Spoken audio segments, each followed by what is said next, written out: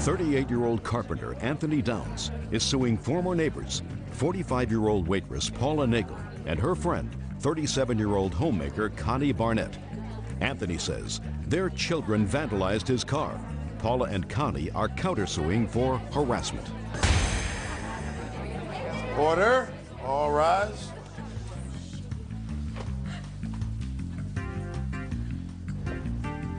Yeah, this is case number 186 on the calendar, in the matter of Downs versus Nagel Barnett. Thank you. You're welcome. Parties have been sworn in, Judge. You may be seated. Folks, have seats, huh? First, let me advise all of you that I have no intention of going back historically into the ongoing allegations of harassment, restraining orders, etc., that exists between you two people. And I'm going to start on a particular day. And that day is back in February of 2001, when I understand from reading your complaint that all of you appeared in court. Is that right? Yes, ma'am. And on that day in February, you all seem to have come to some sort of at least a temporary resolution of this ongoing harassment that each of you claimed that the other is causing you. Is that right? Yes, ma'am. Correct. Yes. So you're in court. You received a restraining order against him? Yes, ma'am. Did you have a restraining order at that time against them? No, ma'am. No. Okay. Everybody's shaking hands saying, we hope this whole thing will go away. And then you exit the courthouse. Is that right? No, I didn't know, ma'am. I did not leave the courthouse yet. Your car was parked in the parking lot. Yes, ma'am. And according to you, you saw the defendant's sons doing something to your car. No, ma'am, I did not see him until after I was told that they were doing damage to my car. Who saw it? My son. Step up here. Tell me your name. Michael. Michael. Your dad is in court. You went outside to wait for him? No, I was in the lobby where we were getting ready to get the papers, and as I looked around the corner, because I was seeing if the car was okay, the next thing you know, I saw them. They were sitting there kicking the bumper. Who was? Jared, Jevin, and Tyler. These three boys? Yes, ma'am. All three boys? Yes, ma'am. Was your car parked there as well? Yes, ma'am. How far away from where your car was parked was the plaintiff's car parked? Okay, the plaintiff's car was parked like in the third parking space on the front of the median. My car was on the back side, about 3 cars down. So, a good distance away from his car? Correct. Step up here, all three of you. Names? Jared Barnett. Tyler Nagel. Jevin Barnett. Now, I've read the answer here, and the answer says that you guys were just playing around air karate kicking. Is that right? Yes, ma'am. Shh. Yes, ma'am. Yes, ma'am. Why were you air karate kicking around his car? Because we were mad because he got away with throwing a softball at my friend Tyler. So you were mad? Yes, ma'am. And you left court, and you went out and found his car. Is that right? Yes, ma'am. And he says you damaged the car. I didn't. You didn't. What about you? I wasn't even near it. Where were you? About 5 feet away from me. You were 5 feet away. You were there. Yes, ma'am. Were you air karate kicking the car too? Yes, ma'am. Did you know that they were doing that? No. You have photographs of the car? Yes, ma'am.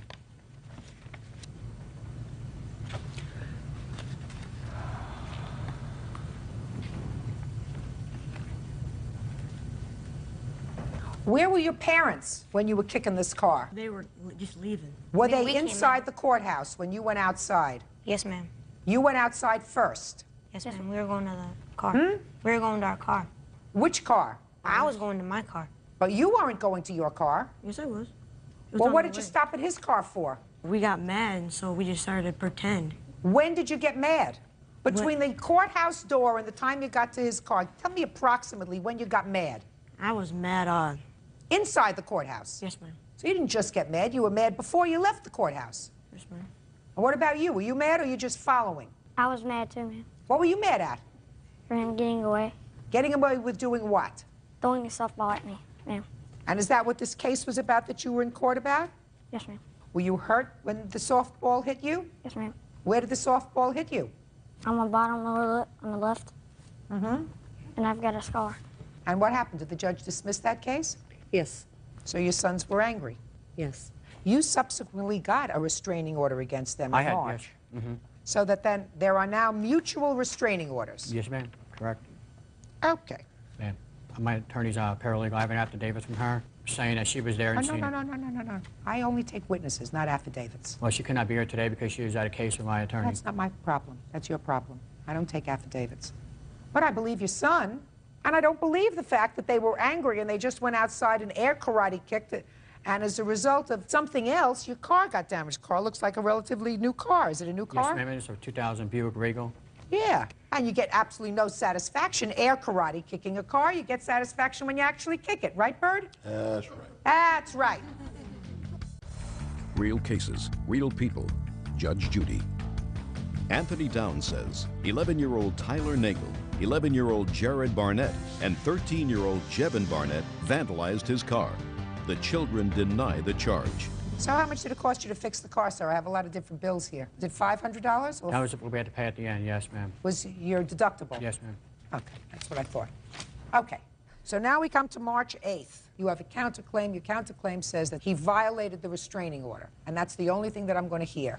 Somebody want to tell me about it? We do not deny that the boys were in a place where they should not have been, but we are denying all the allegations. Good, and I find that they kicked his car. I find that based upon several things. Quiet and listen. Okay. I don't believe them that they never came into contact with the car with their shoes or their feet. I believe that they were angry because little brother over here got hit with a ball. They felt it was his fault. Judge dismissed the case. They went outside, and little boys don't get any satisfaction air karateing a car. They get satisfaction if they actually come into contact with the car.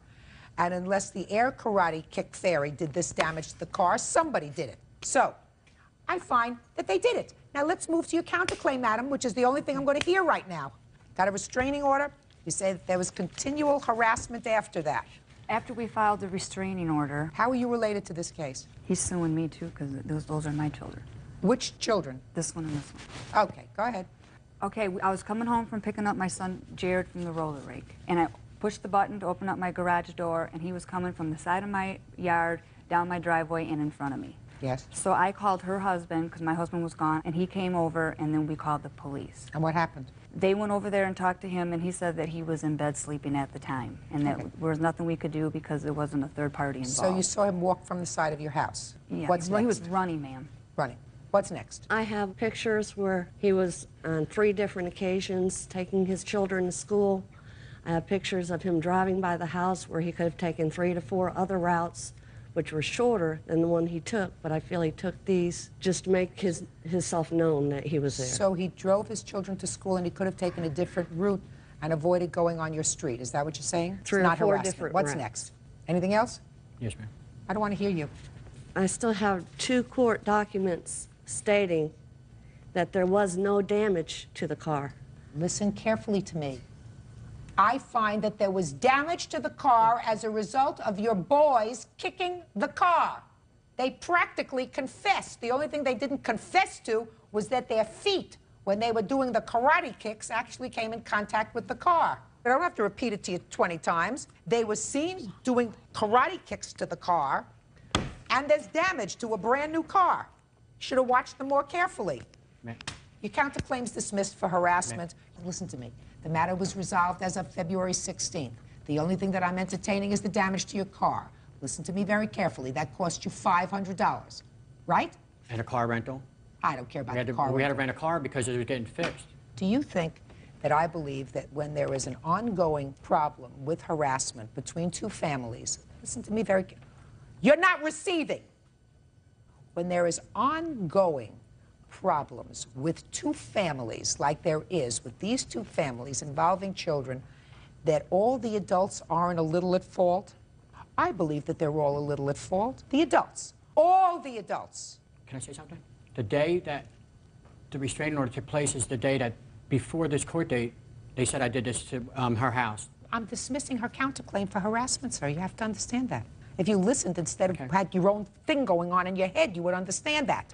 I don't find driving down a street or coming from the side of her house harassment. Do you understand that? Yes, ma'am. Now you're in a receiving mode. So being in a receiving mode, I'm telling you, sir, that I believe that when there is an ongoing pattern that requires police, prosecutors, detectives, court personnel to waste their time to deal with childish behavior and adults are involved, you don't get your car rental. You got it? But I didn't do the But damage. you do get your out-of-pocket expenses for them kicking your car, which they did. Judgment for the plaintiff in the amount of $500. That's all. Parties are excused. You may step out. They had beaten Michael up several times. He was found guilty of assault battery against my son, Jared. They had me down, so I was kicking, punching, trying to get my way out of the fight. The father should have just broke it up, had boys shaking their hands, and go on with life. And now the next case. All parties in the matter of Kettleson versus Kettleson. Step forward, please. 28-year-old cashier Jennifer Kettleson is suing her brother, 25-year-old welder Nathaniel Kettleson, for unpaid loans, the return of her belongings, and damages from an assault. Nathaniel is countersuing for storage fees. Ms. Kettleson, the defendant is your brother. I've read your papers, your complaint, and your answer. Nowhere in the complaint or the answer do I see the need for any child witnesses, so I'm going to have her take this child outside. Come on, buddy.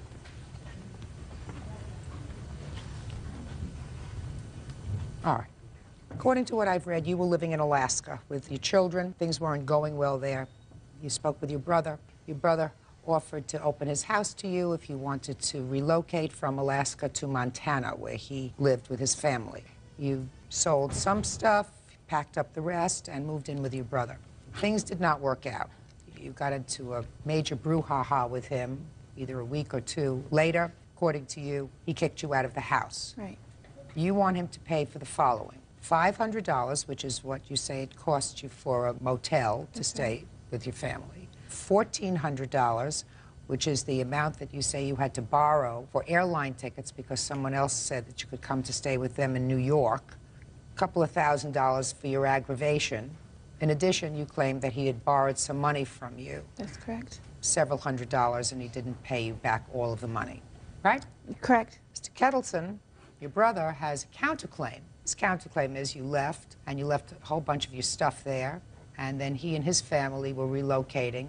Because he was a nice guy, he took your stuff with him when he relocated, and the van wasn't big enough to hold his stuff, so he had to put his stuff in storage, and he wants you to pay for the storage for his stuff because he took better care of your stuff, right? That's correct. Are you all nuts or what? Ms. Kettleson, if you go and live with somebody, a member of your family, and things don't work out, you believe that there's a contract, and the contract existed between you and your brother to provide a home for you and your children, even if the situation became intolerable? And that's why you believe he's responsible for this $1,900 in expenses you had to move out of his house? Your Honor, he called me up and he said that we can come down and stay with him. And he seemed very, very polite about it and everything. And he had to convince me to come down. You're a big adult. Do you think if a living arrangement doesn't work out with a relative, you're entitled to further relocation expenses? Yes, I do. Wrong. I don't have to hear anymore. Forget it. That doesn't happen. And your aggravation as a result of that also doesn't happen. You take your chances. You move from Alaska, where you weren't doing well, to Montana in the hopes that you would do better. Didn't work out, so you moved on. That's not a lawsuit. That's called unfortunate. Your Honor, he said that he would be sending my stuff to me. I have a letter from him about that, and... Okay, so he has some of your belongings. Right. Fine, let's talk about the loans first. We'll talk about the belongings second. Loans, when did you lend him money? I lent him money on October 10th, or 18th. How much? $300. Is that right? That's correct. Did you pay her back? I paid 200 of that back. You have any proof of that? No. She says you other paid than back testimony. $150. Yes. Wasn't expecting it to go this far. Okay. What was the next loan? When was that? October 18th. What were the circumstances surrounding that loan? He brought his daughter over so I can watch her and while he went somewhere, and he asked me for $100. Is that right? I believe so, yes. This Did you is give at her the back that hotel. money? No, I did not. Fine. So you owe her $250. That's easy. What else? It says right here, I will get my taxes back in about 2 weeks. It should be enough to mail your stuff. What do you want me to do with the stuff that you left with Maurice? Don't worry, I am going to send all that you left there. What kind of stuff do you have? My computer, my belongings, my Don't take my belongings. Your Anything and computer. Okay, my everything. computer, our baby books. There's no baby books. Yes, there is. My kids' clothes. I have a leather jacket in there. Picture frames, beanie babies, sleeping bags, all sorts of things. Okay. Did you send him any money to send you back that stuff? No, he was supposed to send it with the money that he owes me. Well, that's fine. You have all that stuff? It's Oh, all yeah. packed Oh, up? yes. And you owe her $250. Do you Yes. think it'll cost more than $250 to send it? Far more. How much? It was $174 a box. She wants it insured and priority mail and everything else with it. It was basically going to round off to about $200 a box to mail Your her stuff. Honor, when I... Just a minute. How many boxes of stuff do you think you have? 2 boxes, about 3 feet by 3 feet by 3 feet, stuffed full. And how much do you think that that's going to cost? About $200 a box to mail it. So about $400. About $400 total to mail it. Do you want to spend that? No, I went to the post office in Montana and I asked them how much it is, and they said $50 for 70 pounds. Well, I'm not going to guess how much it is to mail all your stuff back. He's not responsible to you to mail all your stuff back. He said right here that he will. So he's not responsible. No, he's not responsible for paying for it. It's your stuff. You left it there. He owes me the money. He was Fine, you're not, Miss Kittleson. He owes you $250. What if it costs $500 to mail back your stuff? It doesn't. I went to the post office and it costs $50 for 70 pounds. I made sure that those 2 boxes were less than 70 pounds. How did you make sure of that? Because I know how much I brought down in those boxes. Miss Kittleson, you're going to have to make arrangements for payments. The stuff is all boxed. He's prepared to turn it over to you. You have to make arrangements to get it. That's your job. Do you understand? Yes, I do. Good. In the meantime, he's going to give you the $250 that he owes you, and that may help to defray some of your costs. He should also pay for the tickets, at least from Montana to New York. Oh, he's not paying for that at all. I just explained that to you. Okay, then the hotel and stuff. He's not paying for that either. He should have to, because it was his fault that I had to leave. He said, come on down here and stay with me. You can stay with me until you get settled. And then he... And then there was a fight. Yes. And it didn't work out. So you left. No. And evidently you left not under terrible circumstances. Oh, yes, it was. Well, you said the next day you were babysitting for his daughter. 2 days later. 2 days later, you were babysitting for his daughter, which is when you gave him Miss Kettleson, get over it. He doesn't pay for your airfare. He doesn't pay for your hotel. He pays you the money that he owes you, which is $250, and you make arrangements to get your stuff, which is boxed, period. I have to pay $1,349 because for my airfare ticket from Montana to New York because of the way he was to me. No, no, no. Yes. No, Miss Kettleson. $1,349 she No, could have rented a place to live in Montana. Miss Kettleson, what if you decided to relocate to Paris? And the airfare to Paris is $5,000. You think you should pay $5,000? If that's the case. Bye. You count the suits likewise dismissed. It's nonsense. Parties are excused. You may step out. Business owners Diana Irwin and her husband Stephen are suing former friends, 19-year-old T.J. Cuddy and 24-year-old Rick Large. The Irwins say they hired the defendants to look after their house, and instead, they threw a party. T.J. has a separate lawsuit against the Irwins for the return of a down payment on a bike. Order. All rise.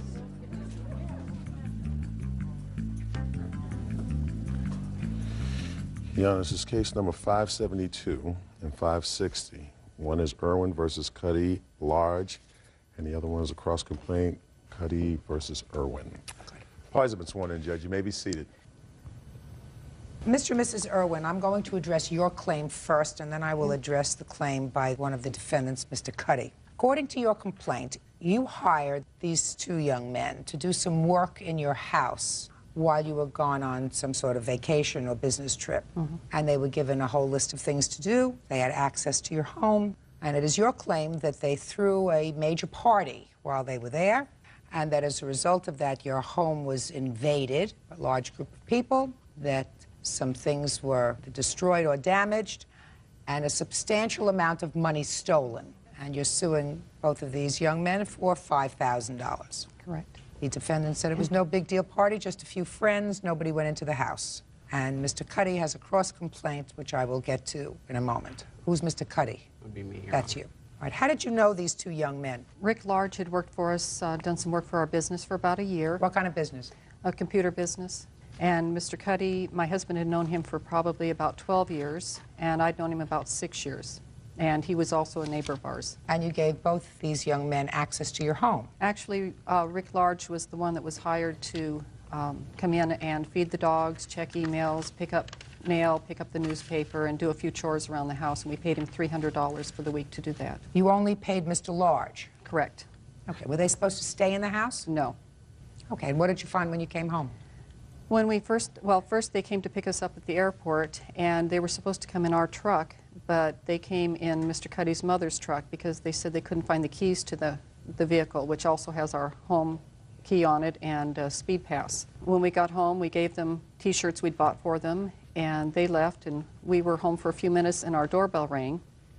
And our neighbor came over and was very upset and said that while we were Can't tell gone, me what your neighbor said. Oh, okay. Well, we started looking around and noticed things that were moved, found a disc jockey card on my table in my family room, found broken beer bottle and beer still on the floor in the family room. A broken beer bottle? Mm-hmm. We went to open our garbage compactor, and it was jammed. When we finally were able to pry it open, there was the remains of grapefruit rinds, a big vodka bottle that had been jammed in there. When we went upstairs that night to go to bed, we could tell that our guest room and our room both had been remade, the bedding had been remade. And my husband went over to his side of the bed and saw on the floor a grungy-looking T-shirt wrapped around a rag that was left there. At that point, we did call the guys to come back after we found out about the party and confronted them that night. Their response was, "It's no big deal. We had a few friends over. What's the problem?" The next day, we found the money was missing. We found What money? in the drawer in my desk upstairs. We keep money in a bank bag. But as we started going through the house, like I said, we started finding more and more things that had been destroyed. On the nightstand in our bedroom, there's a watermark, which I do have a picture of that. Tell me about this party, gentlemen. Now look, Well, Your Honor. I want you to look at me, No, and I want you to make apologize. sure of one thing. Okay. How old are you? I'm 19. I want you to tell me about the party. Everything about the party. Okay. I want you to just realize it. The truth will set you free. Don't try to scam me with you had a couple of friends over for a little barbecue in the backyard. I want to know how many people were there, inside or outside. How many invited, how many uninvited. How many just showed up. How many people showed up? Approximately on Friday night, we had about 40 people show up. Okay, so you had about 40. And how many people had you in, because I read your papers, so, but you know, I've had teenagers, so I know. I understand. Okay, good. So you had about 40. Your Honor? Could there have been 50? It's a possibility, yes, Oh, but it's not so likely. there could have been 50. How many did you invite? I personally didn't invite anybody to the party. Who did? That would have been Rick. How many did you invite to the party? 3 or 4 people. Shh. So you invited 3 or 4 and 40 or 50 or so showed up.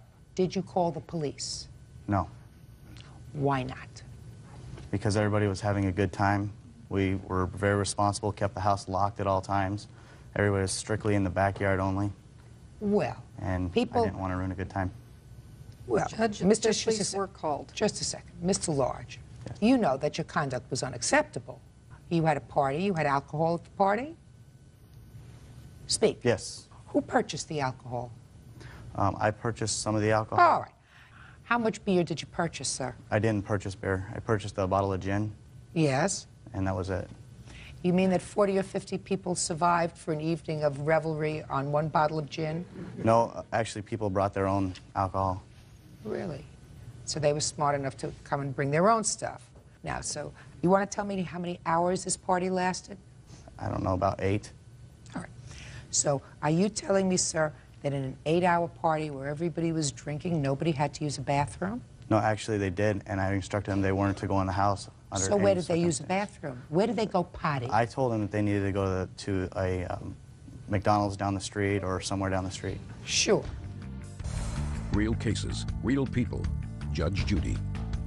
Diana and Stephen Irwin claim former friends T.J. Cuddy and Rick Large were hired to look after their home. The Irwins say the boys threw a wild party and trashed their house. So who slept in the beds? Nobody slept in. I slept in a guest room, on the guest room bed. Well, is that part of your agreement? Well, That you were supposed to stay in the house? they let me, I actually live with the Irwins. They told me they treated me like a son. They had welcomed me everywhere.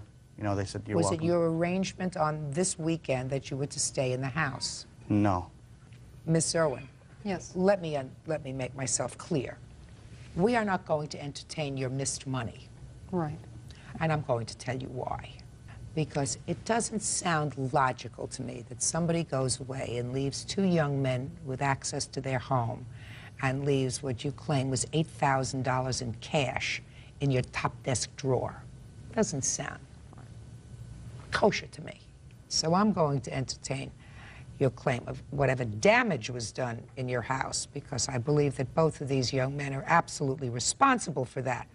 Because if they invited 3 or 4 people and 50 people showed up, the first thing that you do if you are responsible is you get on the phone, you call the police, and you say there are people trespassing on this property and I want them removed. They chose not to do that because, according to Mr. Lodge, they were all having a good time in this party that lasted 8 hours. To me, a party lasts 4 hours and then your company goes home and that's it. So, tell me exactly what was damaged, how much it's going to cost to fix it, because that they are responsible for. Well, we did also, I did want to say that the police were called 2 nights. It was a long party. It's a long party. Well, and the you one... know that you don't leave teenage boys in your house, 19, 20, 21 years old, in your house and say, the house is now empty. Because you know what happens? The word gets out into the street. Party! And everybody comes.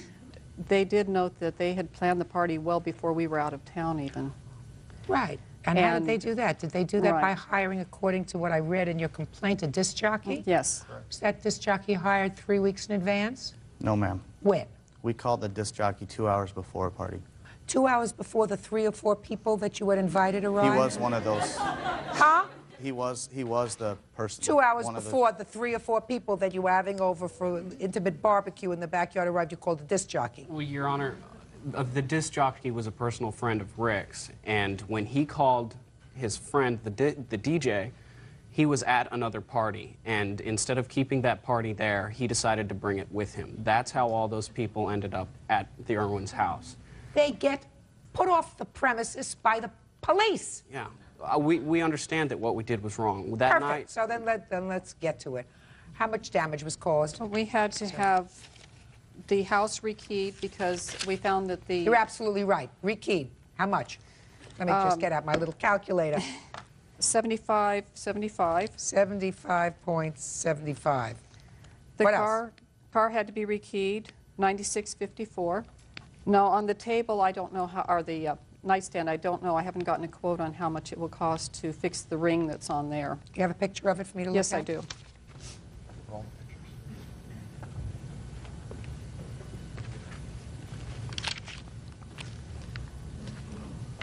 That's not a major deal. Do you have children? Yes. How old are your children? 25 and 27. Ever left your children alone over the weekend and had a group of people over there that you didn't invite? Yes, but they're much more responsible than that. But it's happened. I know, I have kids. But I think I've had large parties, unanticipated parties at my house. But I think the difference is it's my children and it's their home. And that's why you trust your children. You don't trust strangers. You don't give strangers, teenagers, and those just above teen. How old are you? I'm 24, but they always told me they treated me like a son. Don't give me baloney. Okay. If they treated you like a son and you treated them like a parent, you would have been more careful with their property. Now let's get to Mr. Cuddy. Mr. Cuddy, according to your complaint, Mr. and Mrs. Irwin were very nice to you. You wanted a motorcycle. yes. And Mr. Irwin agreed to advance you some money for the motorcycle. Yes, he agreed to be the lien holder on the title. Right. According to what I read, it was $5,000. Is that right? For $4,800 in these. So almost $5,000. You put in $1,000 and he paid $4,000. Is that right? That's correct. And then he repossessed the motorcycle. That's correct. And you want the money that you put down on the That's motorcycle. correct. That's your claim. Where is the motorcycle now? It is in storage. And the title is in your name? Yes, that is correct. Okay, then you have to return to him $1,009.46. But, Your Honor, Yes. I'm stuck with a bike, and I have a consignment agreement from the dealer that shows that clearly that the value of the bike now, I'm going to take a loss. Listen to me. If there's bad business on your part, but I can I understand Mr. Cuddy. He put in $1,009.46. He had an agreement with you. It was a verbal agreement that You were going to be the lien holder on the bike, and he was going to pay for it. You cannot keep that bike and not give him back his $1,000. You can't do it. So on your counterclaim, Mr. Cuddy, I am awarding you the $1,009.46. On your claim, Mr. and Mrs. Irwin, for these boys doing damage to your home, you are entitled to $197.29 with the admonition to you, keep strangers out of your house and don't give them access to your house because it's always trouble. And with the admonition to you, Mr. Lodge, that if you say to me that these people treated you like you were a child of theirs, one of theirs, and was very good to you, you certainly didn't respect them nor their property in a way that I would like one of my children to behave. That's all. Parties are excused. You may step out. Their house looked better when we left than when we got there. The reality was it was 2 nights of parties and a barbecue. He said that the next time Diana went out of town, he wanted us to throw a party again and invite him. It's closure. That's what we purpose of coming. He's a shady guy. I mean, he's really a slime ball. Hopefully we can all move on with our lives and just go forward. And now the next case. All parties in the matter of Clem versus Randolph. Step forward, please. 31-year-old home siding installer Mike Clem is suing his fiance's brother, 17-year-old James Randolph, for kicking his car in a fit of rage. James says he became upset when Mike refused to give him a ride to work. Mr. Clem, the defendant is your soon-to-be brother-in-law, Yes, Your Honor. and he damaged your car Yes, ma'am. in a fit of anger, Yes, Your Honor. and you want him to pay for it. Yes. You acknowledge, sir, that you damaged this car, is that right? Yes, ma'am. Well, tell me why you did that, and when you did that, and why you shouldn't be responsible for paying for it. Well, at the time, I was extremely angry. What were you angry at?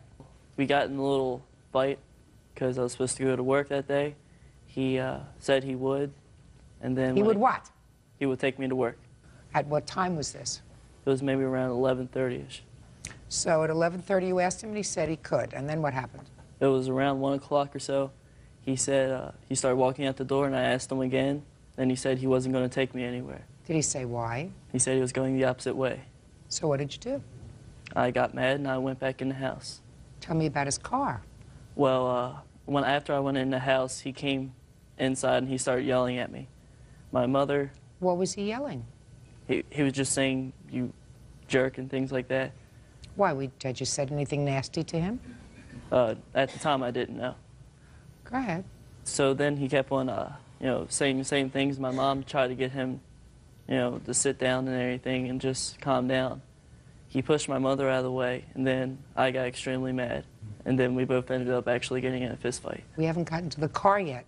Well, after that, after he left, I was very angry. I had to do something. He pushed Mom out of the way. So I went up to the car, and Which car? This car is up on blocks. And what'd you do? No, I just kicked it because I was so mad.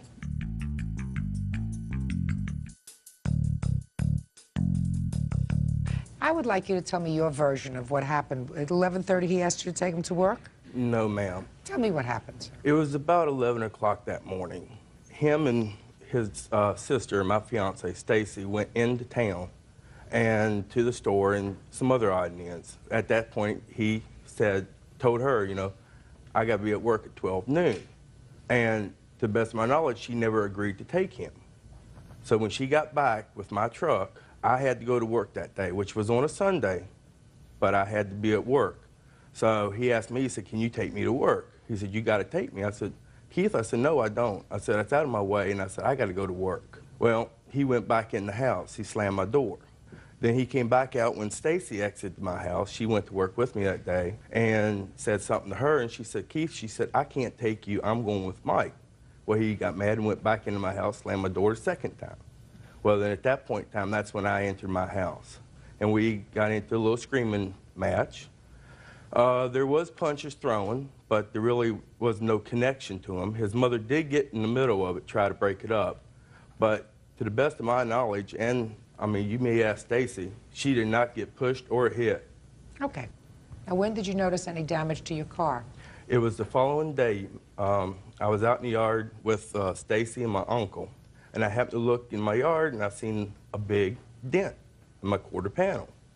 When I went up to look at it, me and my uncle, you could visibly see a footprint. Fine. So now, Mr. Randolph, I'd like you to tell me why you are not responsible for the damage. Well, as I told you before about my mom. I don't care about your mom. That doesn't give you license to go out and hurt his car. What's next? But the thing is, you know, I was so angry, and the car is old, it's all in blocks, there's a bunch of trash inside of it. Is that your defense? Yes, ma'am. Okay. Can I see the pictures of the car and the estimate for the repair, please? Yes, ma'am. And you can visibly see there is tires on the car, wheels and tires. At one time, there was a back tire off, and that was for us trying to push the dent out, and it would not come out. How many times did you kick the car, sir? 4 times on each side. That's nasty. Okay. Judgment for the plaintiff in the amount of $1,490. Thank you. Thank you. He's excused. You may step out. If you're going to do the damage, you're going to have to pay the price. I had to do something. You know, I couldn't go after him, of course, because he is a big guy. He probably would have hurt me. I gave him 3.5 months, and he never gave me $1. They're going to be getting married soon. I don't know if I'm invited. If I am, way to go. If not, oh well.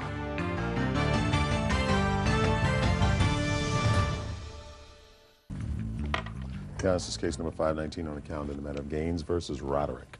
Parties have been sworn in, Judge. You may be seated. Ms. Gaines, it is your claim that the defendant filed false assault charges against you after an incident that I can only describe as road rage. You want to tell me what started this incident and when it happened? Okay. I was on my lunch break. What date? It was on December 19th. 2001? 2000. Okay. Go ahead. What happened was Donna had ran a red light. You didn't know her before? No, I didn't. I didn't know her. She had ran a red light, cut across me. I looked over, and then she flipped me off.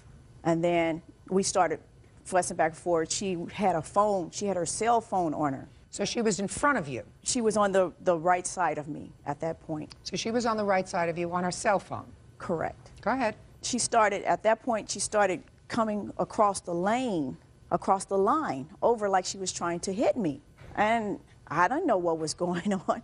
So I moved out of her way to prevent an accident. Also, I noticed she had her kid in the car, in the back seat. So, you know, I'm trying to get out the way to avoid an accident. She pulled over at the same time. Behind you or in front of you? Behind me. And she got out of her car? Correct. And then what happened?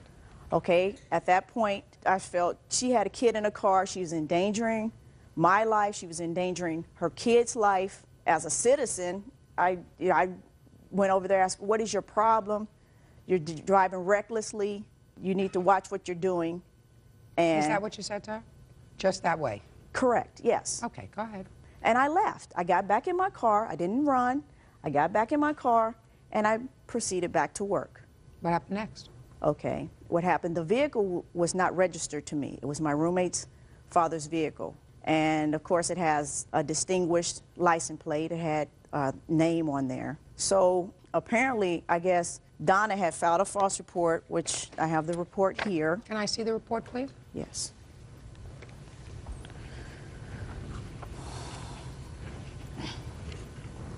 Okay, go ahead. Keep going. Okay. Donna had filed a false report, and apparently the detective was trying to find out who the vehicle belonged to.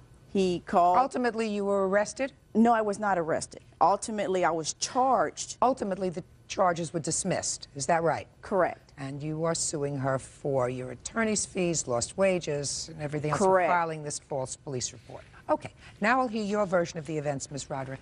Okay, Your Honor.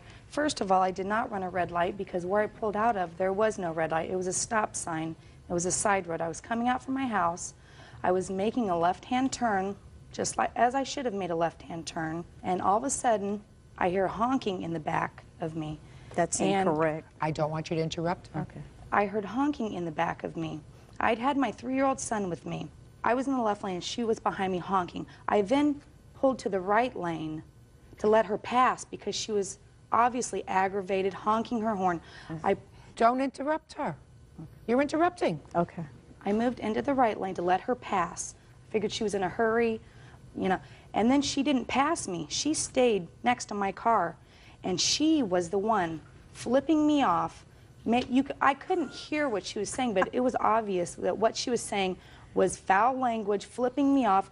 She then tried to put her car into my lane. I then slowed down. She then proceeded, she got in front of me, and this is while traffic is moving along us. She slowed down, and then she stopped her car in the middle of traffic, in the middle of the lane. She stopped in front of me. I couldn't pull to the side of the road because there's a sidewalk, there's no space to pull over. She then rushed out of her car. I had my cell phone because I was going to call the police. She came rushing out of her car towards my car. I have my 3-year-old son in the car. I got out of my car because I didn't know at this point she'd tried to run me off of the road. I thought she was crazy already at this point. I got out of the car. I told her that she needed to get back in the car. I was going to call the police. If you were afraid of me, why didn't you drive off? I don't talk. Ms. Gaines, because you were with a phone. You were in front She was in front of me. Don't answer her. This is interesting. She was in front of me, or I would have gotten away from her. There is a reverse on your car. You're demonstrating that you have a bad temper. Okay. So you're not helping yourself. Okay. Do you understand what I'm saying to you? Yes, I understand. Good. So now you're up to the point where you have your cell phone and you're going to call the police. Yes, and I told her if she, and we were in the middle of the street, traffic was going by, we were both in danger, and I was worried about my 3-year-old son in the car because we were right in the lane. I told her if she did not get back in her car and get going, I was going to call the police. She was in my face, threatening me, you don't know who you're messing with, and I attempted to call the police. She then tried to grab my cell phone from me. How did she do that? Well, she went to grab it, but it wasn't, I didn't let go of it. I pulled it back. Okay. At this point, she was then screaming. She grabbed me by the hair, pulled my hair, still cussing at me, and then she hit me in the forehead. At this point, I was scared. My son was crying. He was very upset. She got in her car and took off. I was very shaken, and I kept going. I pulled over when I could, and I'm on the phone trying to dial the police to let them know I'd just been assaulted. And I'm talking to the police, and I see a lady on this pulled over on the side of the road. She's waving at me, come here, and I then pulled up to this lady, and she asked me, are you okay? I saw everything. I got her license plate number for you, because it happened so quick. I was just stressed out. I was nervous. Luckily, the witness that I didn't know, she had saw everything. She gave me the license plate number. She was running late for an appointment, but she did leave her phone number for me in case she needed to be a witness in this. You have a police report? Yes, I do. May I see it, please? May I say something else later? Well, this totally independent witness who did stop to give the defendant her name, her telephone number, was very clear in the statement that she gave to the police. The police interviewed her via telephone. She indicated that she saw you get out of the front of your car, which was pulled in front of hers, and the two of you began to argue. Then you, who had gotten out of the front car, hit the other female in the face with her hand, and then you ran back to your car and fled the scene. Real cases, real people. Judge Judy. Valerie Gaines says she was arrested when Donna Roderick filed a false report with police. Donna says Valerie attacked her in a fit of road rage. So here we have a witness who clearly says she observed you do, Ms. Gaines, exactly what the defendant said that you did, which was to assault her. Just a second, I have some questions. Oh, you want to tell me something? I'll hear you. Then I'll ask you my questions. Okay. I saw a lady or a person that was in a vehicle about 3 light poles away. In the statement, it should have showed, because I believe it's on there, she was looking through her rearview mirror. So what? We were parallel to her. She could not even see my back. Don't tell me what you couldn't see. That's what you told the police. Okay. That's what you put in the police report. Okay. Can't tell me what you could or could not see. And if I hit her, did she make a downward movement? Because if I would have hit her, she wouldn't have stayed in her standing Ms. Gaines, upright. I don't know what you would have done, what you could have done when you hit her, Ms. Right. Gaines. Correct. So now I have a few questions for you. Okay. When were you supposed to go to trial on this case? Okay. The first date? The first day I was supposed to go, I guess, January 24th. I did not know because... Just a second. Okay. Did you retain an attorney? I retained an attorney after I had went through 2 different... I went to court. Yeah, 2 times I had to go to court. And then at that time, I decided to obtain a lawyer. Just one second. You went to court once, and you asked for an adjournment to get a lawyer. Don't play, I don't understand you, Judge Judy. You asked for an adjournment to get a lawyer, and then you came back to court, and you didn't have a lawyer. So you asked for another postponement to get a lawyer? No. Well, what did you go to court twice for, Miss Gaines? Okay. The first time I had to go to court, there was a bench warrant placed on me. So now you got a bench warrant and you appear. Okay. Correct. So you appear. And what happened when you appeared? What did the judge tell you? I can't remember exactly. Judge tell you that you should get a lawyer? Well, yes. At that Okay. Now, then you went back to court the second time. Did you come back to court the second time with or without a lawyer? No, I did not. What do you mean, no, you did not? I don't understand what that means. This You did was not come back with a lawyer. I felt that it was a frivolous case, and I was Pay hoping attention that to we my could- question. Yes. You were No, I told didn't. to come back with a lawyer, and you did not come back with a lawyer. No, I did not. And then the judge said to you, I told you to come back with a lawyer. I'm going to postpone the case again and come back with a lawyer. Correct? At that time, I thought we were going to go to trial, and I was not going to have a lawyer, but then we had to go further, because I thought we were going to dismiss the case. I was trying to get the case dismissed because I felt it was a frivolous case. So then you got a lawyer. And they wanted to pursue it. Then I did get a lawyer. And when you came to court with a lawyer, on the third occasion, did you go to trial? Yes, I did. You did? Yes. Very interesting. So the first time the lawyer appeared in court, you were ready to go to trial? Correct. But there was no trial? No. There was no trial because? It got postponed. Because it got postponed why? The judge postponed it. Because of time. Her counsel did, Your Honor. The time, the judge, Our counsel the judge did. proposed. How many times did the witness, Miss Roderick, appear in court? I'm speaking. How many times did this witness appear for you, this witness who had nothing to do with this incident? Wasn't your friend, wasn't your sister, wasn't your mother, wasn't anybody else. How many times did this person take time off from work or other business to come to court to testify on your behalf? I believe it was 3 times. Okay. And on those 3 occasions, she did not get to testify, is that right? No, she didn't. It was continued again. Right. That's what defense lawyers do. They continue. Put your hand down. They continue cases because what they do is they figure they're going to wear down a witness. And eventually, this Good Samaritan witness is going to get fed up with taking time off from work to come to testify at this trial. I believe that's exactly what happened. Well, I don't know whether it's exactly what happened or not, but it's probably pretty close. In any event, Ms. Gaines, you have absolutely no civil case against the defendant. Excuse me, Your Honor? Absolutely none. I have to believe that she made up this story. Now, perhaps if it were just the two of you, I would have a much easier time in believing that she just made up this story out of spite. However, the police interviewed a totally independent witness who appeared in court, maybe not 3 occasions, maybe 2 occasions, when either you or your lawyer requested a continuance and was prepared to testify consistent with her statement to the police, which was that she saw you hit her. Go ahead. Excuse me. Okay. I would like to say that it was not my lawyer that kept continuing the case. It was the judge, because there was so much time that was being delayed by other cases. Fine. It was the judge. It was the judge who continued the case. Okay. And the main thing was I was found not guilty. No, you weren't. You never went to trial. I did go to trial. I was found not guilty. Here's a deposition. I was found not guilty. So you did go to trial with just the two of you testifying, yes, and but we not the witness. testified. Exactly. The witness had missed work enough. Okay. I missed work too. Also, I have stress. Cares? You hit her. I missed stress. I did not hit her. Yes, you did. Yes, you did. I did not hit this yes, woman. You did. I did not touch her. I don't know what her problem is. I just am Miss Roderick, I am not prepared to say, based upon what I have read today, you were not found innocent. You were not found innocent. That disposition says I was found not guilty. That's what it says. There is a difference between innocent and not guilty. The not guilty says that the district attorney took the case to trial because the district attorney felt that there was sufficient evidence to go to trial. And after trial, either the court or if there was a jury found that the district attorney had not sustained their burden beyond a reasonable doubt, which is clearly not the standard of proof in a civil trial. Civil trial, in this trial, the quantum of proof is a preponderance of evidence, which is more evidence than not. Okay.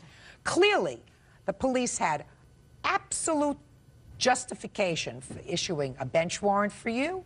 There is an independent witness who unfortunately didn't show up for the third time for trial, who told the police that she saw you hit her.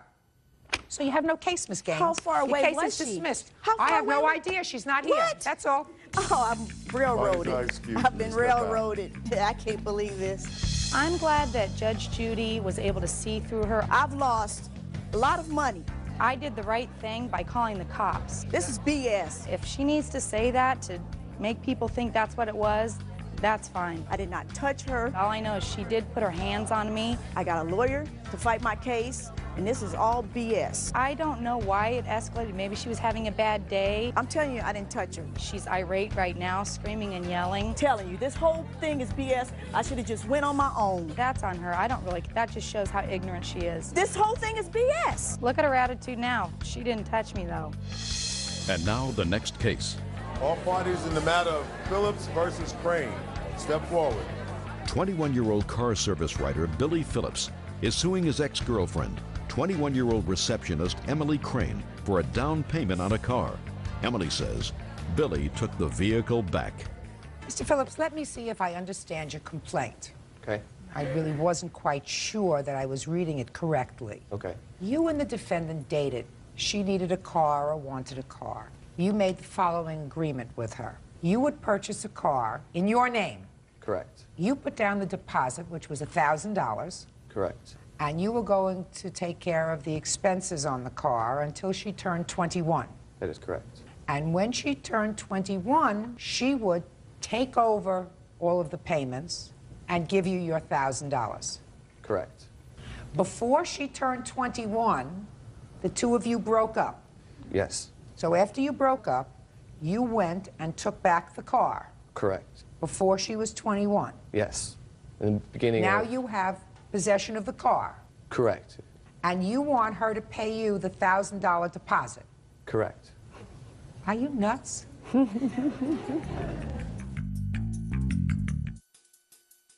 Mr. Phillips, your original agreement with her was she turns 21, she gives you back your $1,000, and she takes over the car payments.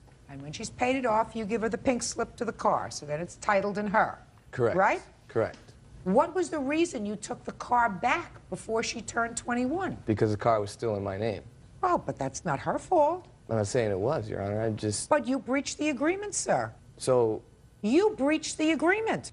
She didn't breach the agreement by not turning 21 earlier.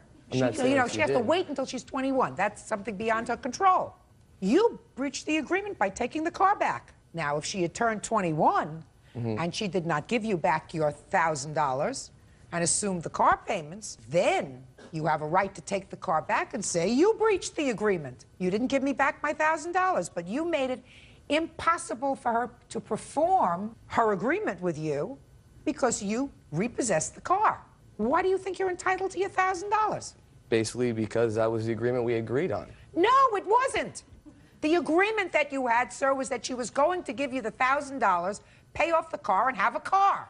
That was the agreement. She wasn't going to give you the $1,000 and pay off a car with you in possession of the car. She was going to have a car to drive around in. You took back the car before she turned 21. Am I getting through to you? Yes, you are getting... Perfect. Case dismissed. Parties are excused. You may step out. Yeah, this is case number 534 on the calendar in the matter of Trester versus Richardson. Parties have been sworn in, Judge. You may be seated. Gentlemen, have seats. Miss Trester, the defendant was a roommate of yours, and it is your claim that when she moved out, she purposely bleached your clothes, and in addition, she either took or stole some of your property. Yes. Defendant says nonsense. When did you move in together? We moved in August. How many people were sharing the apartment? There's 4 of us all together. Was it an apartment, a It townhouse? was a townhome, three levels. Were you going to school or working? I do both. And the other people?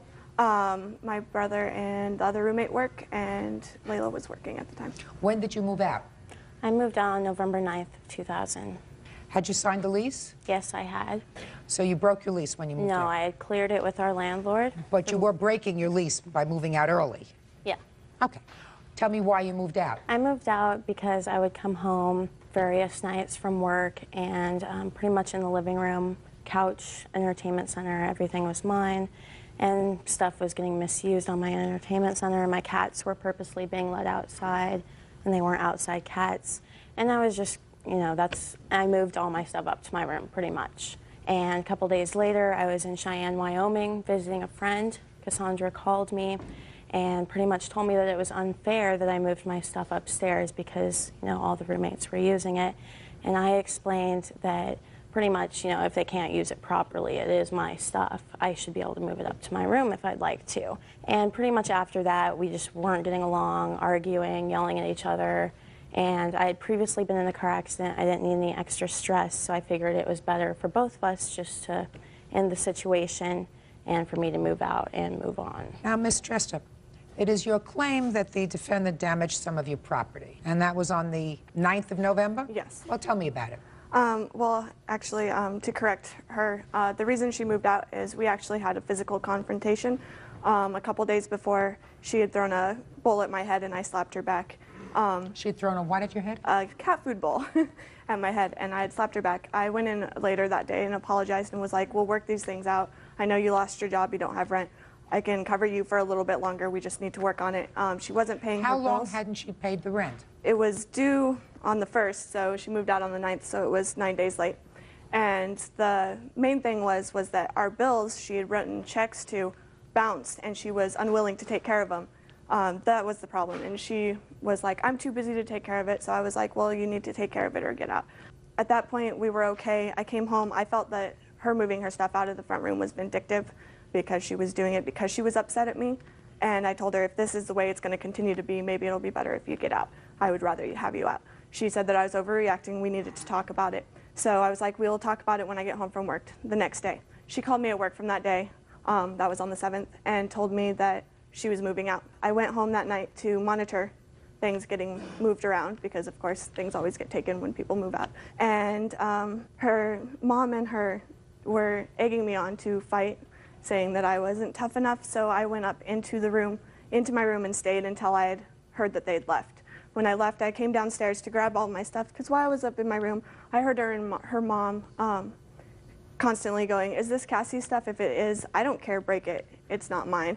I don't care, break it. Hearing things thud, hit the wall, laughing, just very horrible things. So when I came downstairs, the first thing I went to was my clothes, because that's most important to most girls. But and I went into there, and the bleach was just overwhelming. Like, my eyes started burning. On what floor is the laundry room? It's on the first level.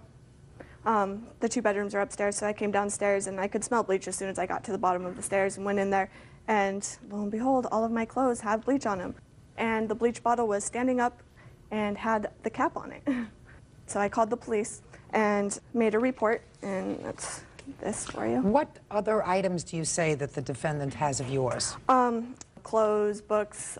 She had also borrowed a bunch of things from me because I always was open to letting her borrow whatever she wanted as long as she returned it. And I'd asked for her to give that stuff back before she moved out. And she said that she would and never did. She moved out, and about 2 weeks after she was completely out of the house, I came home and there were multiple things missing, including almost half of my wardrobe. I had barely anything left. And of course, I live with 2 boys, so they're not borrowing it. And she still had the keys at that time that she was unwilling to give because she stated that she was still on the lease until I got a new person on the lease, and she was entitled to come over. I'll hear you. Thank you. Actually, the night we were moving out, about a couple days before, about me throwing a cat bowl. I don't care about cat bowl. I care about her bleached clothing. Yeah, the night we were moving out, I had quite a few friends over helping me pack, and my own mother. And my mom had gone in the bathroom saying, you know, is any of this stuff yours, Layla? And I said, the bleach is mine, but there's not enough to even worry about taking. There's probably like an inch left in the bottle, so I wasn't even gonna worry about it. And I also, if you would like to look at it, my mom was supposed to be my witness today, because in the police report you can see that Cassie actually said my mother bleached her clothes. I don't care if it was her mother or if it was you or one of the friends that you brought over. Okay. Madam, you're responsible. Okay. I mean, that's easy. Nobody bleaches their own clothes. Can I make another point, please? Just a second. Nobody bleaches their own clothes. And if you just said to me, I was there with my mother, and some other of my friends who came to help me move, it's clear to me that she did not bleach her own clothes. So either you bleached her clothes. I can't imagine your mother being immature enough to bleach her clothes, but maybe one of your friends. Maybe your mother, when she got annoyed and she said, is this bleach yours? And you said, yes, but it's not worth taking because there's only an inch left in it. And she said, fine, and poured it out. Something like that, but you're responsible for her clothes. Next. Real cases, real people. Judge Judy. Cassandra Trester says ex-roommate Layla Richardson owes for bleaching her clothes. Cassandra also claims that while moving out, Layla stole her belongings. You have any of her clothing? No, I don't. I'm going to say it again. Do you have any of her clothing? No, I don't, ma'am. And can I just say one more thing about Sure. when I was moving out? We were moving out, and I got my stuff in trucks to go to the storage unit to put in there, and it was about 8:30, and we were walking right past that bathroom. I didn't smell any bleach. I am really unaware of what happened, honestly. If you can look at the police report, that would be great. Why would you think she would bleach her own clothes? I really don't know, but... What's the value of the clothing that was bleached and destroyed? Sorry, I don't have it all added. I have it all added in between. Okay, let me have it. Turtleneck, which was $80. Trans 9 pants, $80 as well. Long sleeve blue shirt, just $20. Pair of jeans, $50. Black short sleeve shirt worth $20. Blue Chinese writing shirt, which is $30. A black sweater, which is $30, and pajama bottoms worth $10. $320. Now, you have no direct proof that she stole anything from your Actually, house. I do. I'd like to hear the proof. Jeremy called me and was like, Layla just came over. Jeremy. What's your last name? Skog. Okay. How do you know these people? At the time, I was Layla's best friend and also a very good friend of Cassie's. Okay.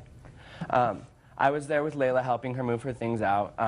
What Cassie said about Layla taking different articles of her clothing, or I'm sorry, different things out of the kitchen and stuff, is this Cassie's, okay, then break it. That is correct. That happened several times throughout the night. I went into the bathroom to go to the bathroom, and I recall there being a strong odor of cat litter, and I actually mentioned something about that. After I left the bathroom, only 2 people went into the bathroom before Cassie found the bleach, which was Layla and her mother. Later that night, after everything had happened, right after the police officer had called me, Layla called me and said, please don't say that my mom and I did it. I swear I had nothing to do with it. Please don't say that my mom and I did it. I told her I'd already talked to the police officer and that I said I wasn't positive that she had done it, but that I had told the police officer that the only 2 people in the bathroom were Layla and her mother. A couple days later, she called me and said, I want you to see how cute I look today. Can I come over? I said, absolutely. She came over and she was wearing the purple floral skirt of Cassie's that she had lost and the gray New York sweater. And yeah, just a second.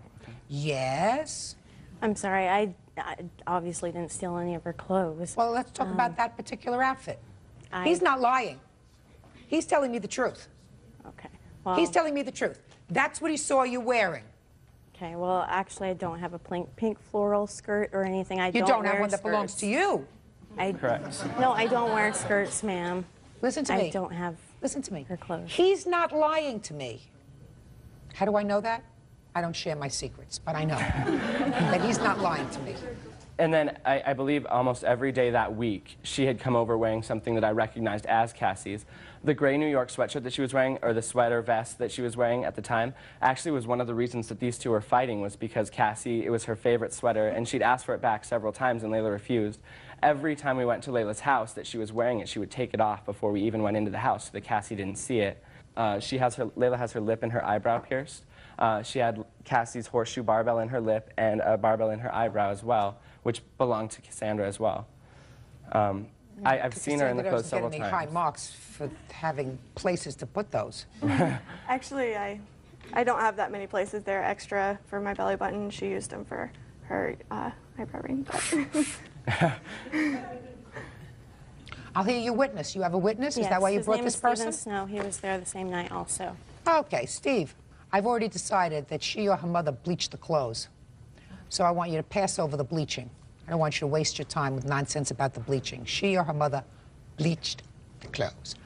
What do you know about any other clothes that are in Miss Richardson's possession that don't belong to her? Do you know anything about that? I do not. Good, then you may be seated. Ms. Richardson. Yes. You're going to lie big. You don't lie over $500, which is what the plaintiff is suing for. She's suing for $500 for her clothes. The bleached clothes alone come to $320. I would give her the $500 just because you were nasty. But I found that you do, in fact, have other of her property that you decided for some reason to appropriate for your own use. I would suggest you better grow up.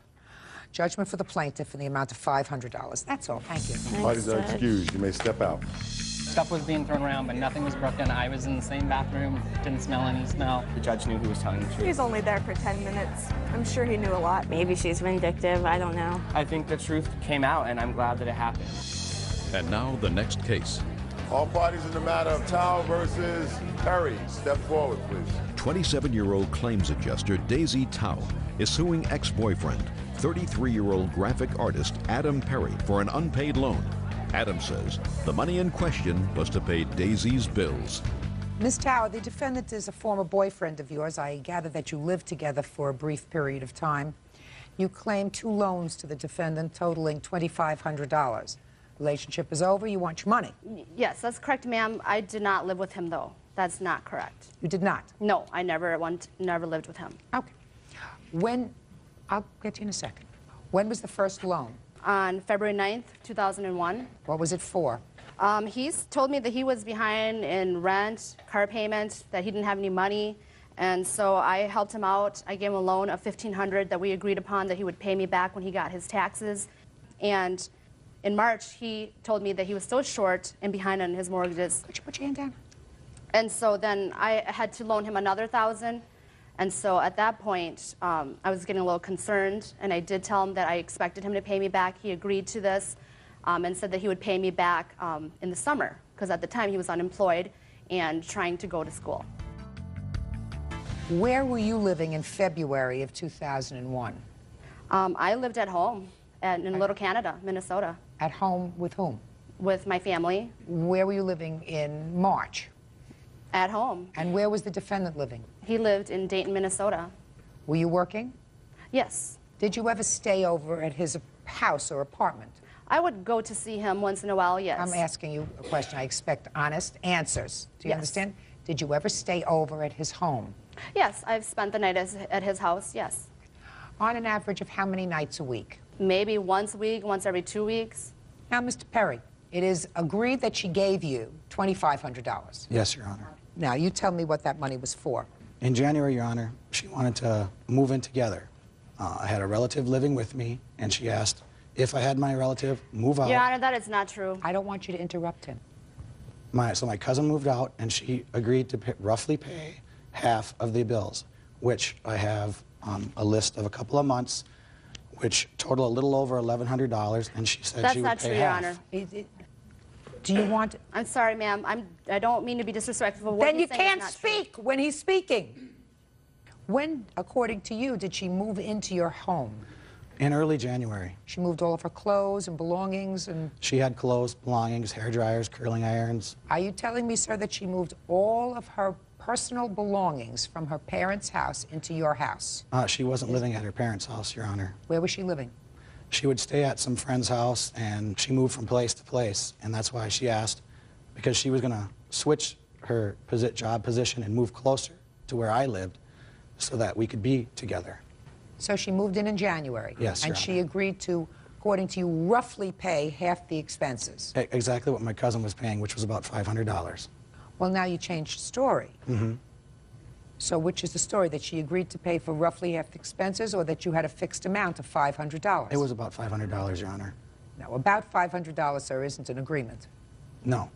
So what was it? Well, let's say this. She moved in January. Yes. Did she give you a check in January? No. She did not No, give me... shh, no. Okay. She gave you nothing in January. No. And then on February 9th, she did give you $1,500. Yes. Is that right? She said... Just a minute. And that was the beginning of February. Yes. So I assume you were going to tell me that at the beginning of February, having lived there for 1 month and having had an agreement with you that she would pay you roughly $500 a month, she decided to pay you for January. Yes, Your Honor. And February. Yes, Your Honor. And then prepay March. Yes, Your Honor. So that's $1,500. Yes, Your Honor. And then in March, right now she's already paid in March, for March. But in March, she gives you another $1,000. Yes. And that is, I assume you're going to testify that she said to you, well, I've already paid for March, but I like to pay my bills in advance, so I'm going to pay you for April and May.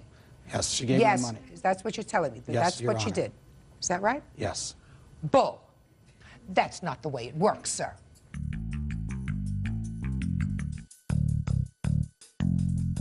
If somebody agrees to move in with you as a roommate, and let's say she fell behind in January, so she maybe would have given you January, if I believed your story, January and February. So she would have given you $1,000 to cover January and February. Yes, Your Honor. And then when March came, she would have paid you $500 for March, so she would have given you a total of $1,500 for January, February, and March. Yes. And what you're telling me is, no, that's not what she did. She paid you 3 months at one time, a little in advance, and then she paid you for 2 months after that. I don't believe you, sir. She wanted me to keep ahead, Your Honor. I don't believe you, sir. I believe that you fell behind in your bills. Now, you didn't tell me about that. Did you fall behind in your bills? Yes, I did. Okay. So you needed money. Yes. Is that right?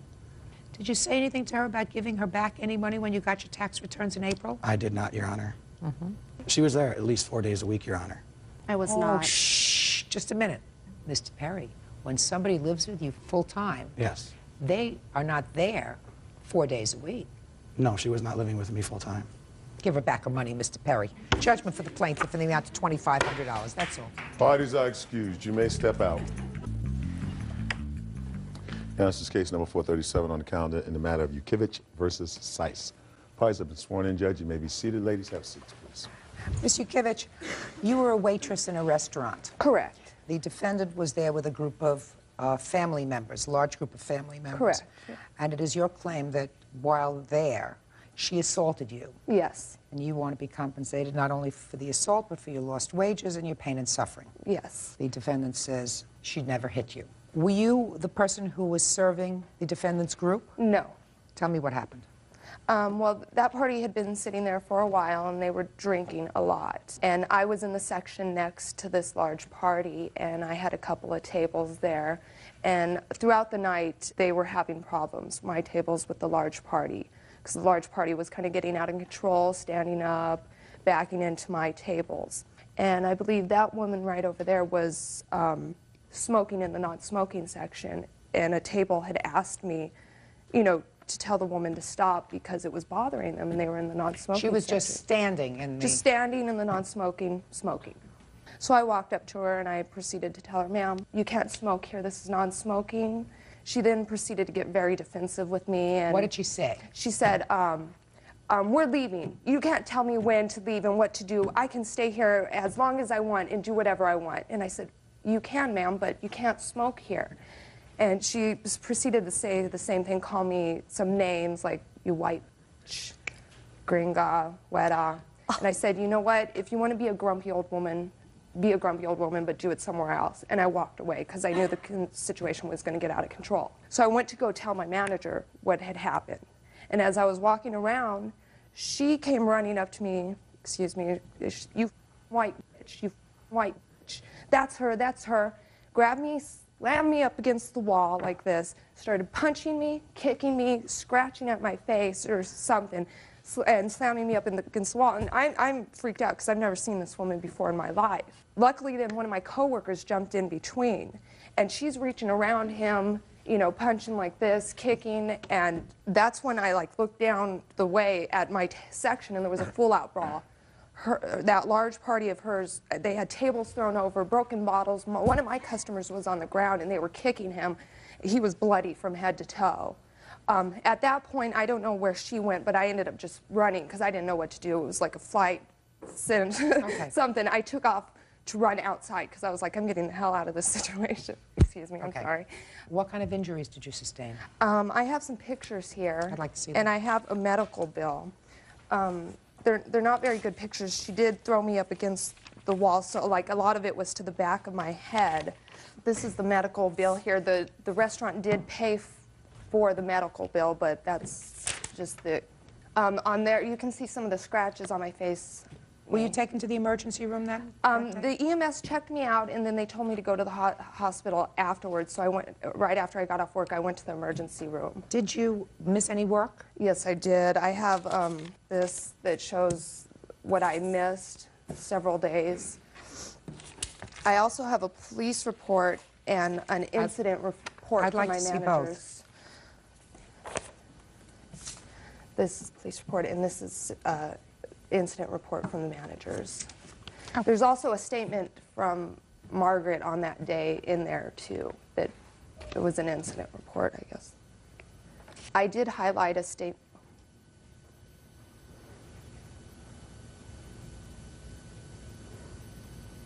Okay, Ms. Saez, now I'm ready to hear from you. You were having dinner with your family. Go ahead. Yes, but I believe we were there a different day because what she's saying is not at all the incident I was involved in.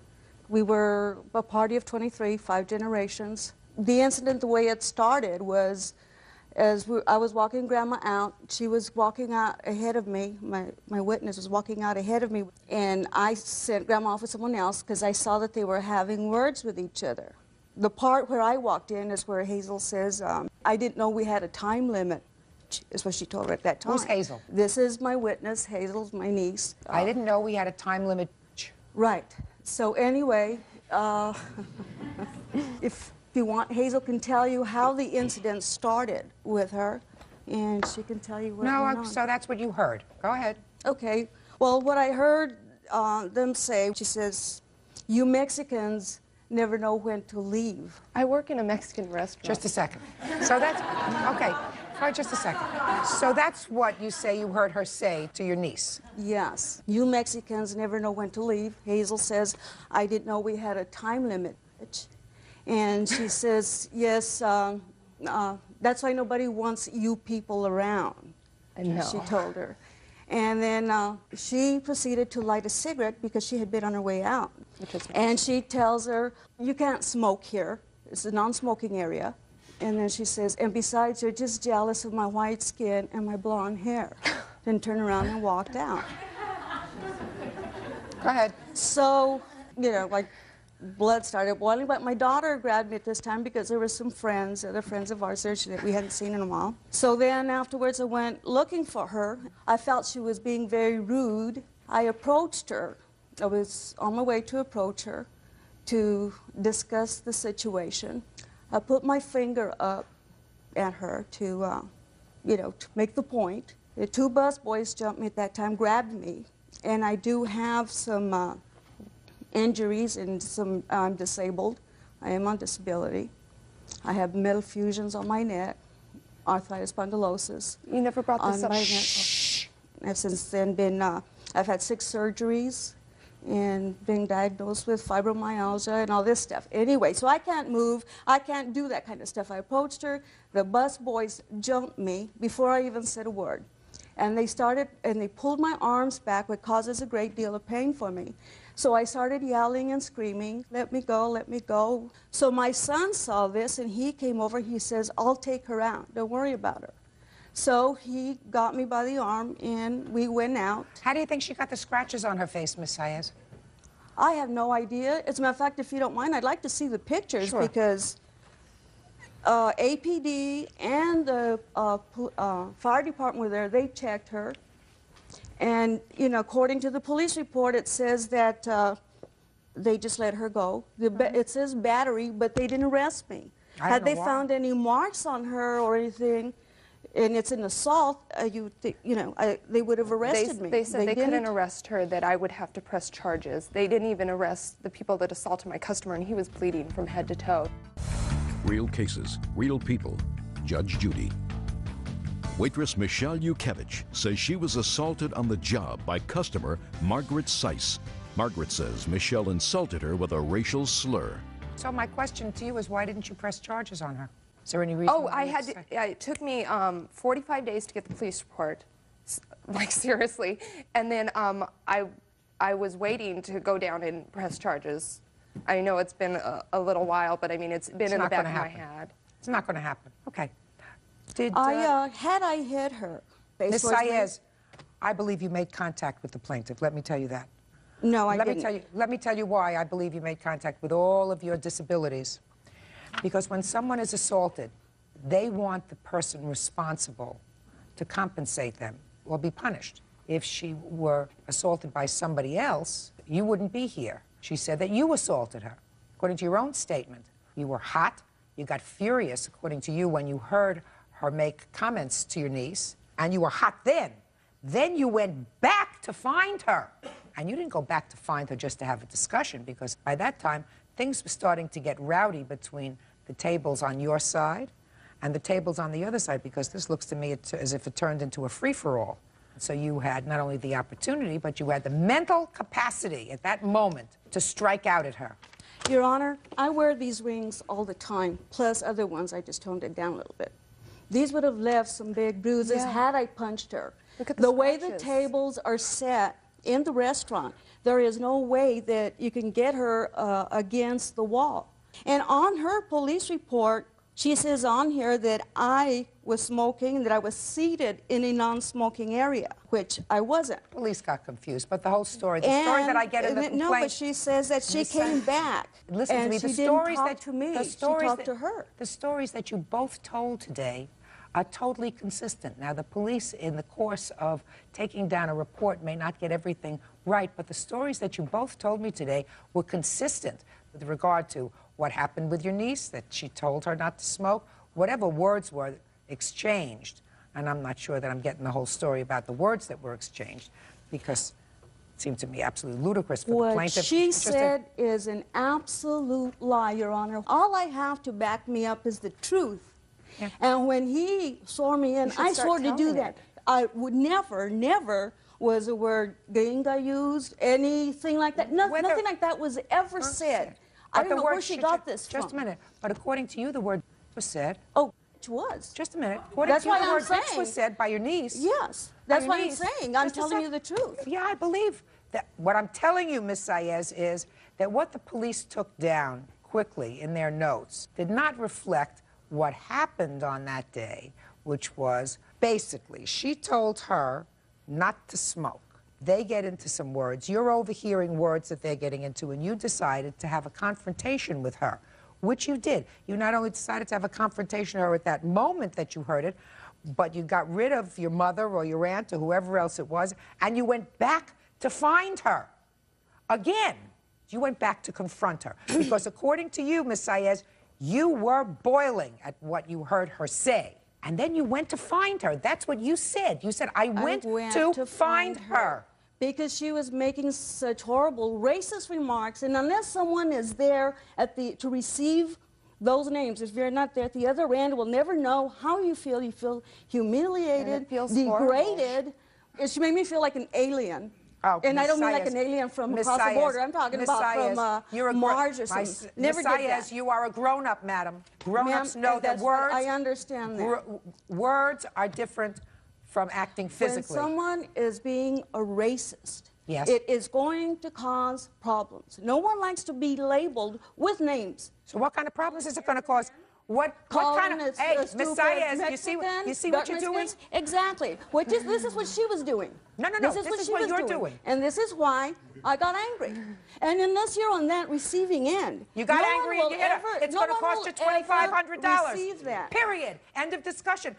Sticks and stones break my bones. Names will never hurt me. You report it to the manager. You never go back to the restaurant, but you don't go over there and assault her. Judgment for the plaintiff in the amount of $2,500. That's all. Thank you very much. Parties are excused. You may step out.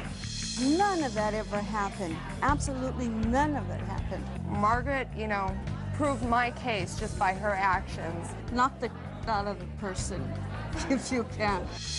And now the next case. All parties in the matter of Dagrapont versus Sierra. Step forward, please.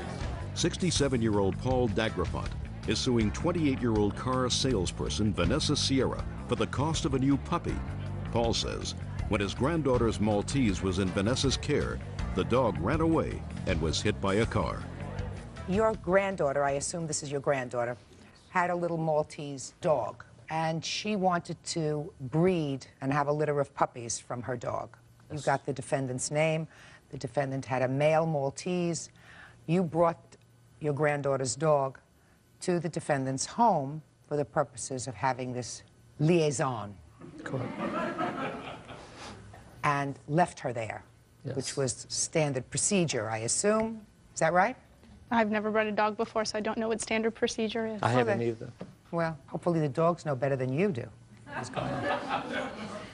In any event, having done that sort of thing a couple of times myself, that's what usually happens. You bring the dog and they try to get acquainted so that there is a little, for want of a better, there's a little foreplay. You know, they sort of get to know each other and like each other and stuff. But while the dog was in your care, the dog ran away. You want to be compensated for the dog because you believe it was the defendant's responsibility. Why do you think this was not your responsibility? It's not that it's not my responsibility. I'm really sorry for what happened. Of course you are. It was just a strange situation. No agreement was ever, like, handwritten agreement was ever made. I mean, if I was a mean person or a bad person, I could have just simply denied having the dog. There was no proof or evidence that the dog was ever at my house. I don't understand that. If you were a bad or a mean person. He brought the dog to your house. Your agreement was that you were going to be paid for the breeding? Correct. Okay. How much were you supposed to be paid? We never agreed upon a price. We're going to discuss the fee later. Is that all correct, Mr. Davenport? Yes. So I still don't understand why you don't think you're responsible. The dogs were playing in the backyard and his dog got away. Right. The dog was brought to me on the day before New Year's Eve. I called him that evening to let him know that the dogs hadn't, as you called it, gotten acquainted or had their liaison, so to speak. They weren't actually getting along. My dog was chasing his dog around the house, and she didn't seem at all interested. He told me to go ahead and keep the dog overnight, which I did. I did inform him that I do work. I work the next day 9 to 9, and I would not be home. He asked me if anybody would be home. I told him my brothers and my father would. Okay. So he did ask who would be around. My brother put both dogs in the yard, and I do have pictures of my dog and the yard, which is completely enclosed. My brother went back to check on the dogs. He let them do their business because he didn't, this is very important, he didn't give me a leash. When he dropped off the dog, he didn't even come in the house. He just handed me the dog. I couldn't put the dog in the front yard to, you know, spent the entire New Year's Eve. Did you find out how the dog got away? No, that's the thing. I have pictures. My dog was still in the yard. My dog didn't get out. We don't know how the dog got out. Maybe somebody stole her. Yeah. Somehow the dog got away. Right. And I'm not disputing that fact. So you have to pay for the dog. Well, I mean, the dog should have been picked up earlier in the day. I wasn't home. I mean, I'm really sorry for what happened, and then... Miss Sierra, the dog was entrusted to your care in a business relationship. You were going to be paid for the purposes of breeding the dog. If the dog was left in your care, was not returned, you have to pay for the dog. Simple. Did you replace the puppy for your granddaughter? Yes, we did. You did. And do you have the bill for the replacement puppy? We have pictures of the puppy. This is the new puppy, and these are the pictures of the old ones.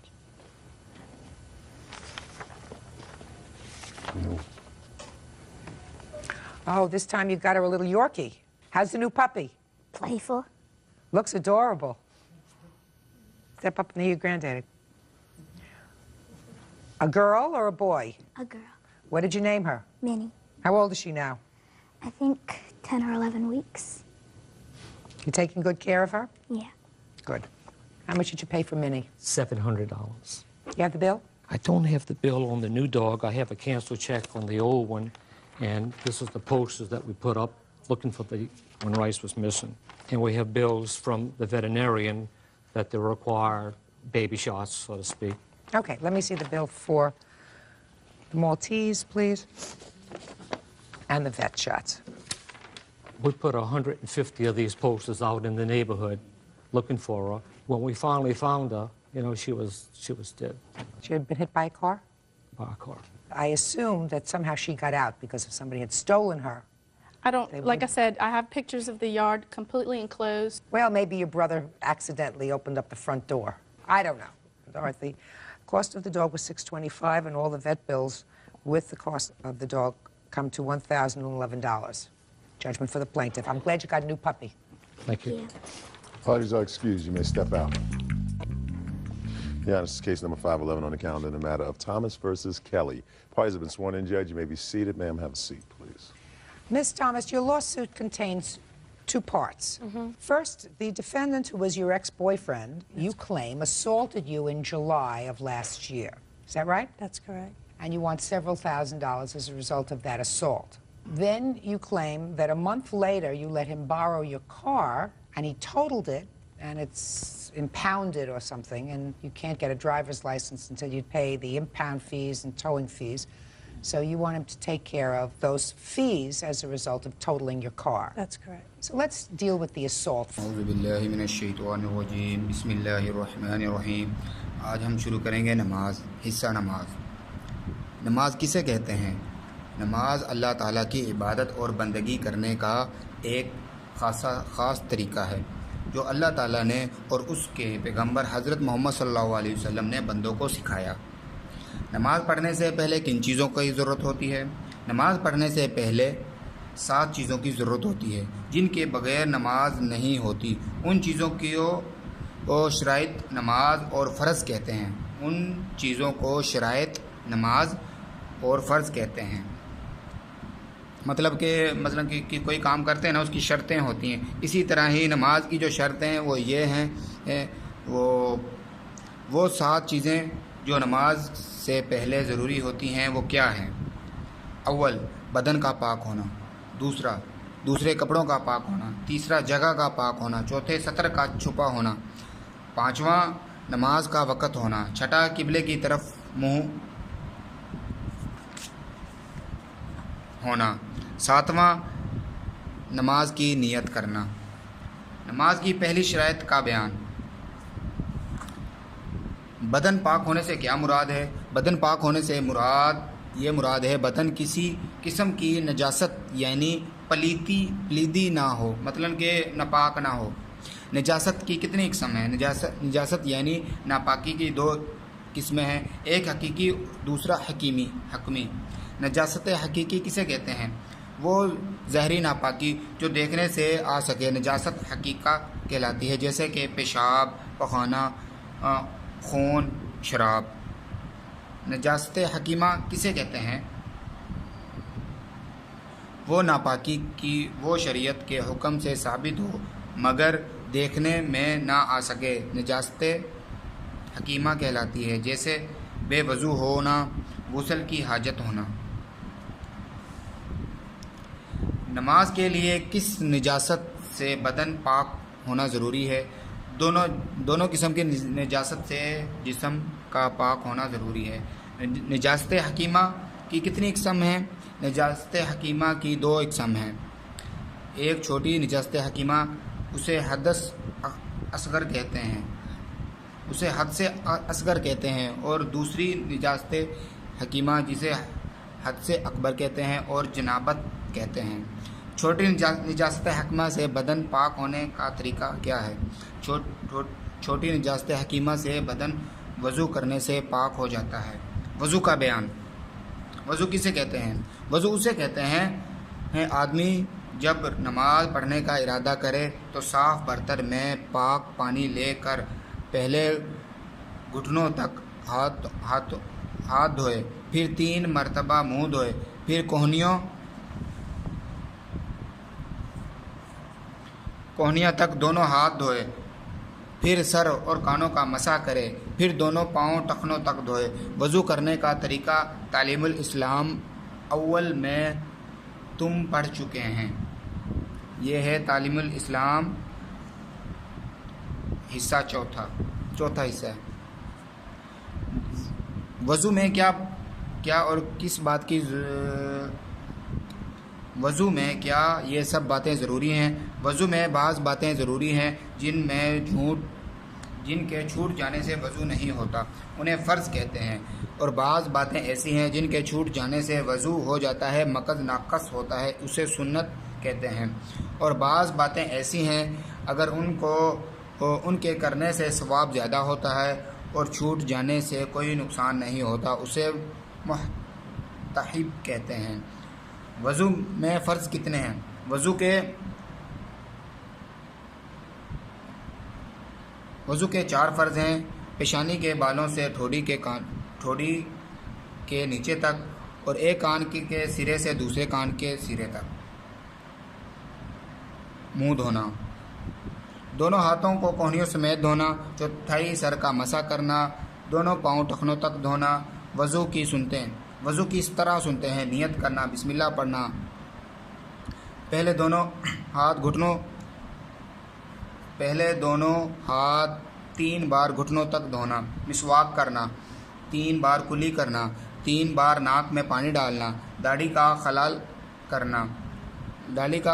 کرنا، ہاتھ پاؤں کی انگلیوں کا خلال کرنا، ہر عضو کو 3 بار دھونا، 1 بار تمام سر کا مسح کرنا یعنی بھیگا ہوا ہاتھ پھیرنا، دونوں کانوں کا مسح کرنا، ترتیب سے وضو کرنا، پے در پہ وضو کرنا، ایک عضو خشک نہ ہونے پائے دوسرا دھو لے۔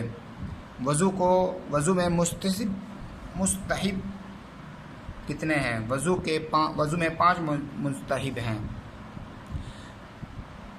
دائیں طرف سے شروع کرنا، بعض علماء نے اسے سنت میں شمار کیا ہے، یہ قوی ہے۔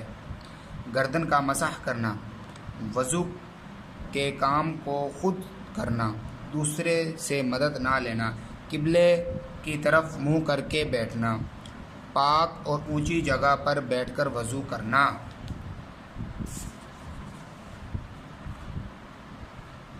وضو میں کتنے چیزیں مکروہ ہیں؟ وضو میں 4 چیزیں مکروہ ہیں۔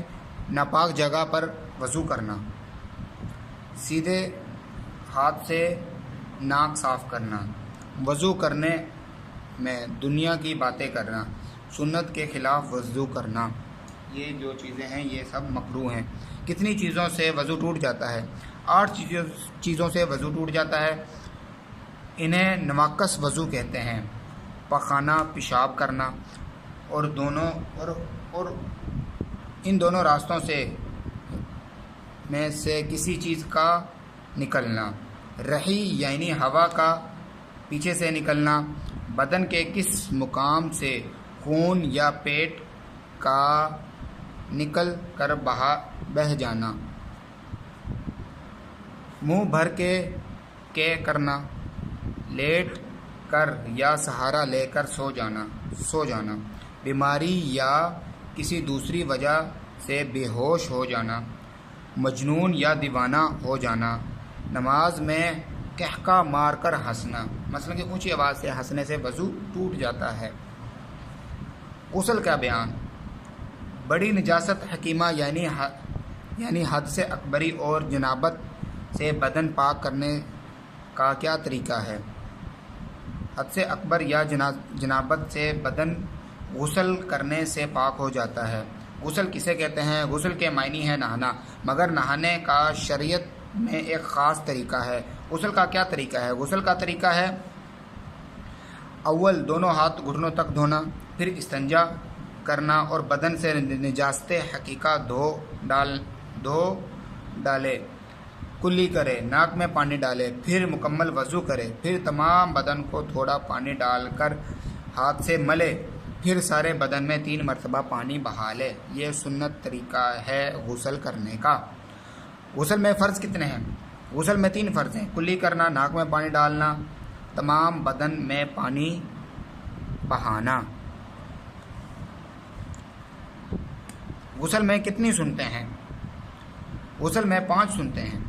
اول دونوں ہاتھ گھٹنوں تک دھونا، استنجا کرنا اور جس جگہ بدن سے نجاست لگی ہو اسے دھونا، ناپاکی دور کرنے کی نیت کرنا، پہلے وضو کرنا، تمام بدن پر 3 مرتبہ پانی بہانا۔ آج کے لیے بس اتنا ہی۔ اللہ رب العزت جو ہم نے پڑھا سنا اس پر عمل کرنے کی توفیق عطا فرمائے۔